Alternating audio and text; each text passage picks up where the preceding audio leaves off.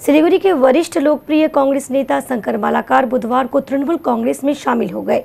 उल्लेखनीय है कि प्रदेश कांग्रेस के उपाध्यक्ष व जिला अध्यक्ष रहने के साथ साथ वह 2 बार माटीगड़ा नक्सलबाड़ी विधानसभा केंद्र से विधायक रह चुके हैं। 50 वर्षों तक कांग्रेस पार्टी में रहने के बाद उत्तर बंगाल के वरिष्ठ कांग्रेस नेता शंकर मालाकार कांग्रेस छोड़कर तृणमूल कांग्रेस में शामिल हो गए। बुधवार को दोपहर बाद 3 बजे के करीब कोलकाता के तृणमूल भवन में उन्होंने तृणमूल कांग्रेस का झंडा थाम लिया। पिछले कुछ दिनों से ही उनके तृणमूल कांग्रेस में शामिल होने की चर्चा चल रही थी। उन्हें तृणमूल कांग्रेस में अहम जिम्मेवारी देने के साथ ही माटीगड़ा नक्सलबाड़ी केंद्र से विधानसभा चुनाव में प्रत्याशी बनाया जा सकता है।